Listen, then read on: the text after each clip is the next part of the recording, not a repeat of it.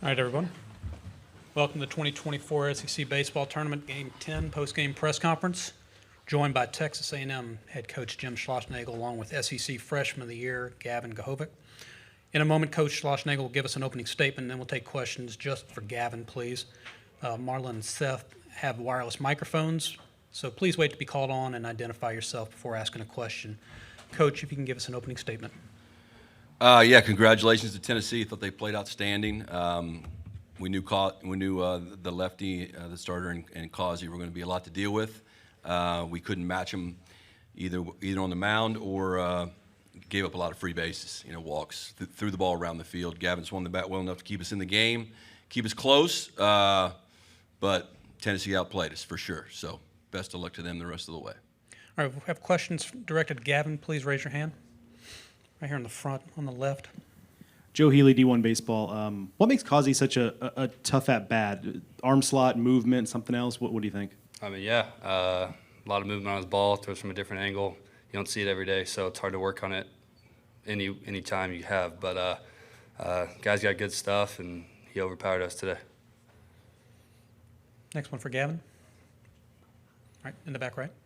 It's more of a season question, overall for your entire year, being freshman of the year, what did that honor mean to you and moving forward, how do you continue the season that you've had? And you also tied Jace for the freshman record today. Yeah, no, it's a blessing. It's an honor to win that award. Been working hard all year. Coaches put their faith in me to go out there and perform. Obviously, it worked out pretty well for the most part. Came up short in this tournament, but that's all right. Just going to continue to work. It's just an accolade.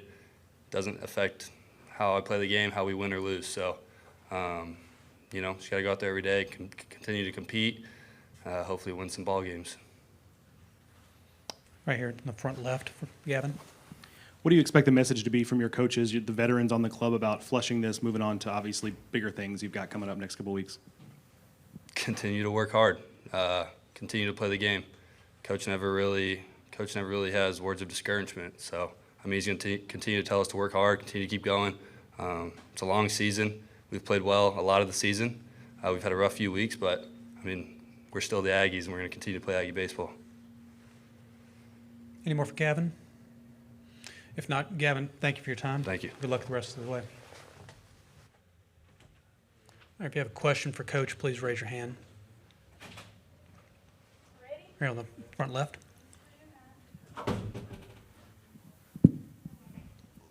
Mark Etheridge, D1 Baseball.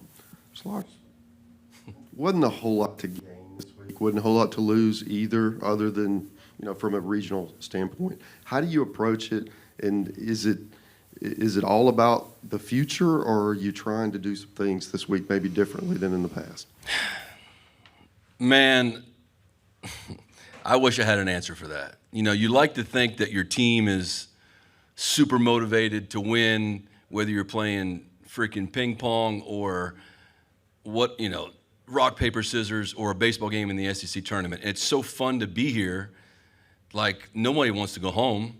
But at the same time, we've played all season long to earn the right to get to play at home, at least the first round. I'm assuming we're going to get to do that. Don't know about, if we play like that, it's not going to be a second round. Doesn't matter where the game's scheduled. My last year at TCU, we were a national seed and lost our own regional. So, yeah, it's such a weird thing, especially with young players. Like, they know what's going on. So it just comes down to, I don't know, I guess who execute pitches. You're trying to get Prager a little bit of work, but I'm not going to ride him. You never can get in the mind of a player. As soon as let me know, so I can do a better job at it. So it's the weirdest thing.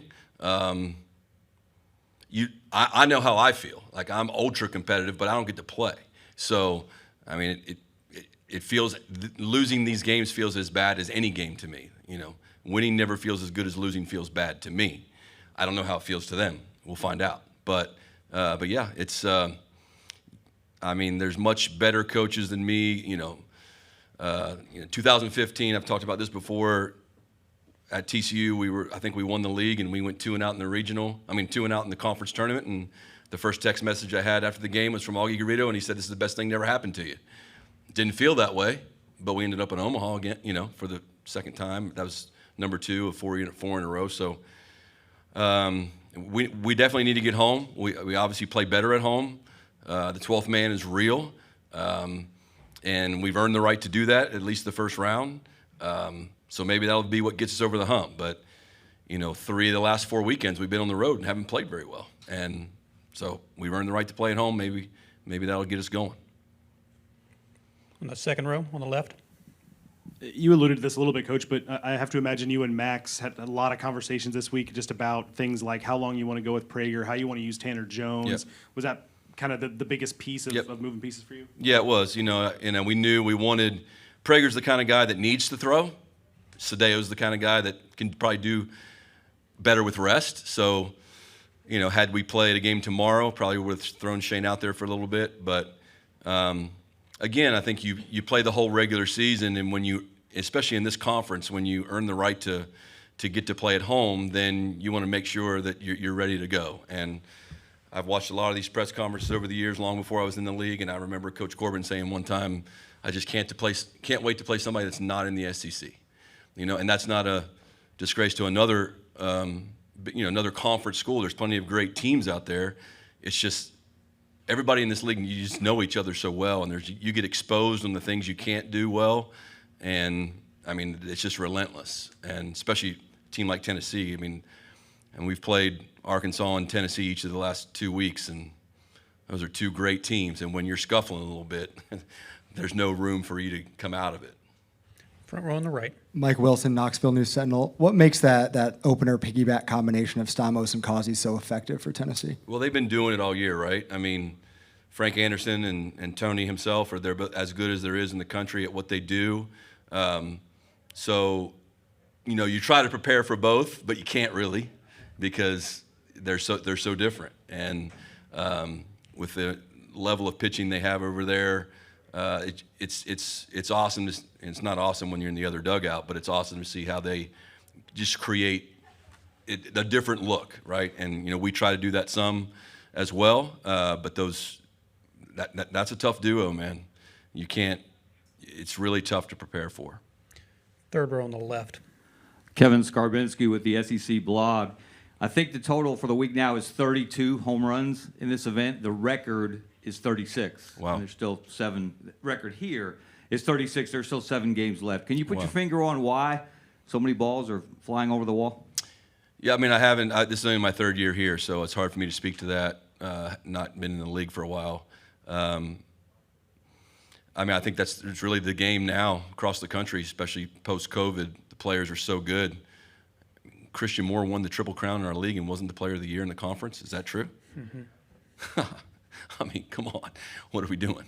I'm not taking anything away from Charlie. I'm just saying that's how good the players are. And I think it's all across the country. The wind's blowing out here more than they tell me it normally does, but I just think the strike zone's tight when the umpires are held accountable. There's so much advanced analytics, and you can't hide anything. And so when you make bad pitches, the players are so big and strong and talented. But I'll tell you, it's not like that in the other leagues as much. That's the thing I wonder about. I think going into the conference tournament, the Big 12 leader in homers had 17. Where does that fall in this league? So I don't know if it's the ballparks. I don't know, but it's definitely different. It's a huge part of the game. Any more for Coach? One more right here on the second row. Real quick, Coach, where do you feel like Braden is on kind of getting back to who he's been for you guys? Yeah, we got work to do, and he knows that. Braden's best trait is also his nemesis, is he really cares a lot. He cares a lot he carries the weight of his performances on his back, and that's not great for baseball. That can double up on you pretty quick, and the game's already hard enough. And so he knows that. It's called a batting average for a reason, so my guess is you're going to see some cool highlights out of him in the regional. But, yeah, we're going to get home, we're going to get some rest, and we're going to get to work. Well, Coach, we appreciate your time today. Good luck with the rest of the postseason. Thank you all.